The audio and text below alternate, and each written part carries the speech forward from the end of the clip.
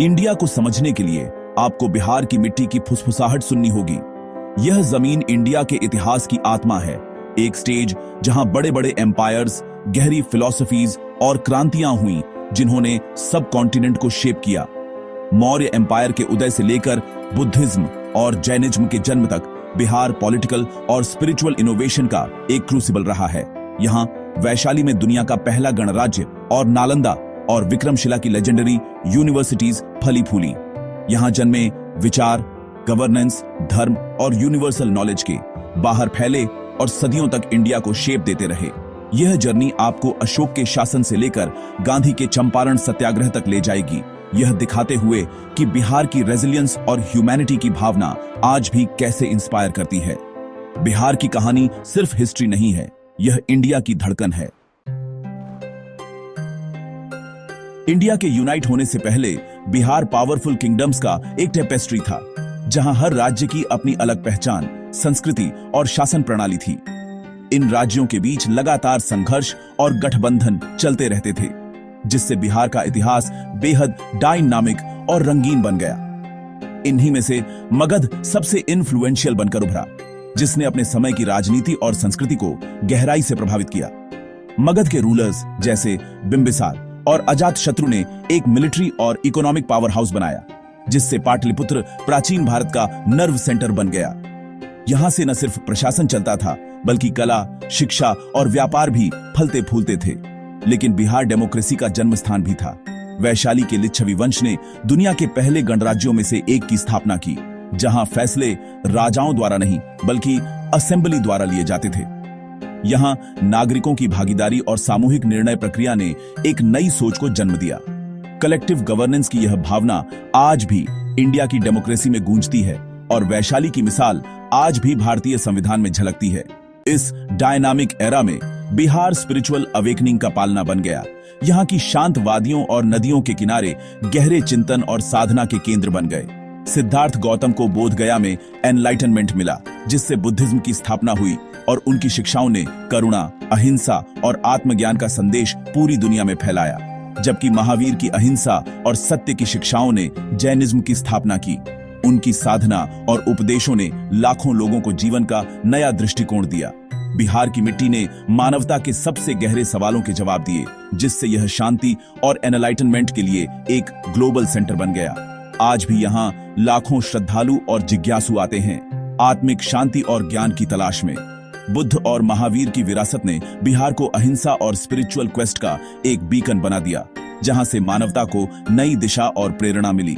यहाँ इंडिया की मोरल और फिलोसॉफिकल ट्रेडिशंस के बीज बोए गए, जिनकी जड़ें आज भी भारतीय समाज और सोच में गहराई से मौजूद हैं। चाणक्य के मार्गदर्शन में चंद्रगुप्त मौर्य का उदय भारतीय इतिहास में एक क्रांतिकारी मोड़ था। चाणक्य की रणनीति और दूरदर्शिता ने चंद्रगुप्त को सिर्फ एक राजा नहीं बल्कि एक महान सम्राट बनने में मदद की। इंडिया के पॉलिटिकल लैंडस्केप में एक बड़ा बदलाव लेकर आया। छोटे छोटे राज्यों और राजवंशों के बीच बंटी हुई भूमि अब एक शक्तिशाली साम्राज्य के अधीन आ गई। नंदों को हराकर चंद्रगुप्त ने पाटलिपुत्र को अपनी राजधानी बनाकर प्रशासन और संस्कृति का केंद्र स्थापित किया। यह शहर जल्द ही ज्ञान, कला और व्यापार का प्रमुख केंद्र बन गया। सब कॉन्टिनेंट के एक बड़े हिस्से को मौर्य एम्पायर के तहत यूनाइट किया। पहली बार भारत का इतना बड़ा भूभाग एक ही झंडे के नीचे आया। मौर्य स्टेट सोफिस्टिकेटेड एडमिनिस्ट्रेशन और चाणक्य के अर्थशास्त्र पर बना था, जिसने गवर्नेंस और इकोनॉमिक पॉलिसी में पायनियरिंग की। टैक्सेशन, जासूसी और व्यापार के नए नियम लागू हुए। यह एम्पायर अशोक के अंडर अपने जेनिथ पर पहुंचा, जो चंद्रगुप्त के पोते थे और जिन्होंने एक भयंकर विजेता के रूप में शुरुआत की थी। अशोक की महत्वाकांक्षा और सैन्य शक्ति ने साम्राज्य को और भी विशाल बना दिया। भयानक कलिंग युद्ध ने अशोक को बहुत पछतावा दिया, जिससे एक गहरा ट्रांसफॉर्मेशन हुआ। युद्ध की विनाश लीला ने अशोक के मन में करुणा और शांति की भावना जगा दी। विजय से दूर होकर अशोक ने बुद्धिज्म में शांति पाई और अपने एम्पायर के लिए एक नए विजन को अपनाया। उन्होंने अहिंसा, धर्म और सामाजिक कल्याण को अपनाया। हिंसा से करुणा की ओर यह बदलाव इंडियन हिस्ट्री में एक टर्निंग पॉइंट था। अशोक के इस रूपांतरण ने पूरे समाज को गहराई से प्रभावित किया। अशोक की जर्नी ने पावर के पर्पस को रीडिफाइन किया और सब कॉन्टिनेंट के लिए एक नया रास्ता तय किया। उनके संदेश आज भी भारतीय संस्कृति और विचारधारा में गूंजते हैं। कलिंग के बाद अशोक ने बुद्धिज्म को अपनाया और धम्म पेश किया, जो अहिंसा, टॉलरेंस और करुणा को बढ़ावा देने वाला एथिक्स का एक यूनिवर्सल कोड था। उन्होंने इन आदर्शों को पिलर्स और रॉक्स पर उकेरे गए एडिक्ट्स के जरिए फैलाया, सीधे अपने लोगों से बात की। अशोक के संरक्षण ने बुद्धिज्म को पूरे एशिया में फैलाया, जिससे यह एक विश्व धर्म बन गया। उनकी राजधानी पाटलिपुत्र इस स्पिरिचुअल मिशन के लिए लॉन्च पैड बन गई। एसेंसनाथ लायन कैपिटल इंडिया का नेशनल एम्बलम बन गया और अशोक चक्र अब नेशनल फ्लैग को सुशोभित करता है। ये सिंबल्स हमें याद दिलाते हैं कि बिहार की शांति और न्याय की विरासत आज भी इंडिया की पहचान को आकार देती है। अशोक का विजन पछतावे से जन्मा और बिहार में पोषित राष्ट्र की मोरल फाउंडेशन बना हुआ है। मौर्यों के बाद गुप्त राजवंश मगध से उभरा, जिसने इंडिया के गोल्डन एज की शुरुआत की।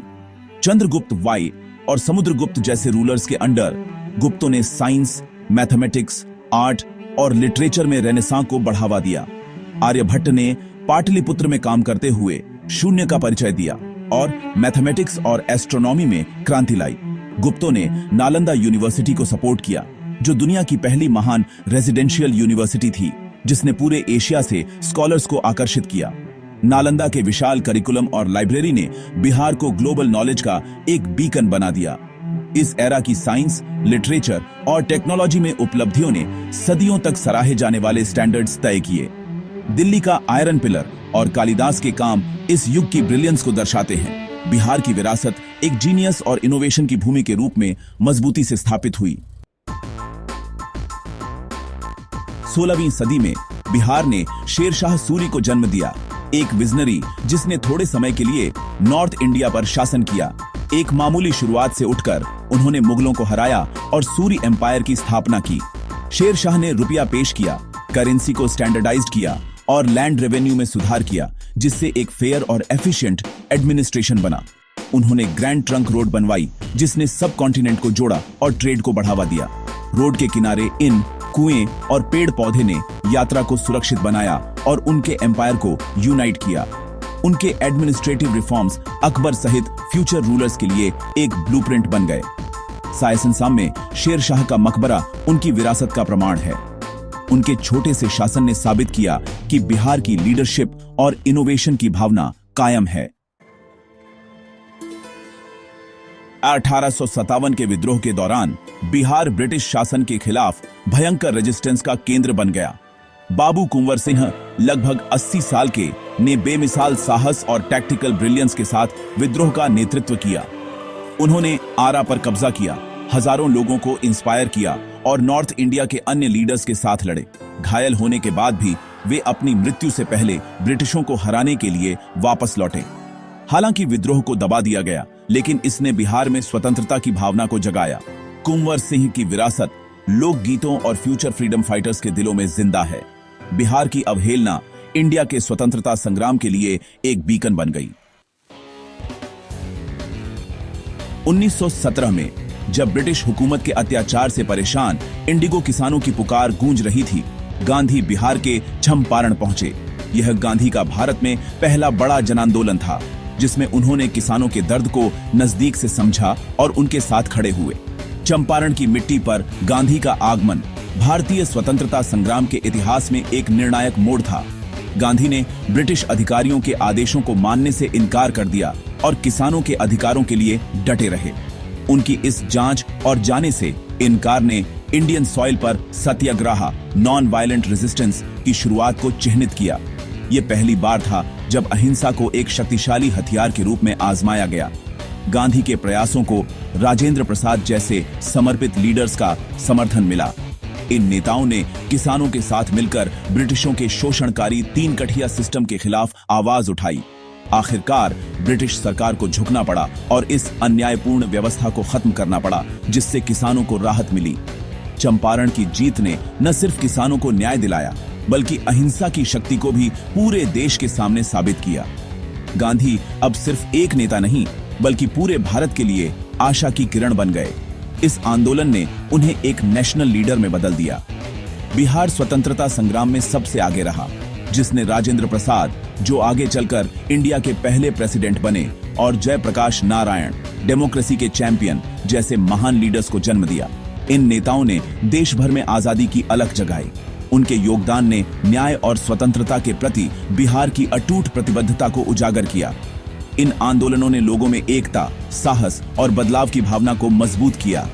चंपारण की भावना ने न केवल बिहार बल्कि पूरे राष्ट्र के स्वतंत्रता संग्राम को प्रेरित किया। यहां से उठी आवाज ने देश भर में प्रतिरोध की लहर पैदा की। बिहार की मिट्टी एक बार फिर बदलाव का क्रूसिबल बन गई, जहां से नए विचार, नई ऊर्जा और आजादी की चाहत ने जन्म लिया। बिहार के इन लीडर्स ने न सिर्फ अपने राज्य बल्कि पूरे देश के डेस्टिनी को आकार दिया और मॉडर्न इंडिया की नींव रखी।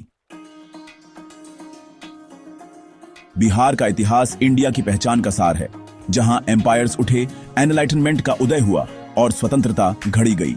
इसकी विरासत विजनरी लीडरशिप, करुणा, ज्ञान और रेजिलियंस है। यहां पोषित मूल्य, डेमोक्रेसी, अहिंसा और न्याय आज भी महत्वपूर्ण हैं। बिहार का अतीत उसकी ताकत और उस महानता की याद दिलाता है जो एडवर्सिटी से उभर सकती है। इंडिया को जानने के लिए आपको बिहार को जानना होगा। इसकी कहानी हेडलाइन है, फुटनोट नहीं।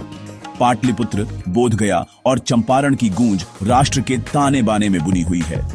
बिहार का इतिहास इंडिया की आत्मा को दर्शाने वाला एक दर्पण है, कॉम्प्लेक्स, बुद्धिमान और एंड्यूरिंग। बिहार के बिना इंडिया को समझना उसके सदा धड़कते दिल को मिस करना है।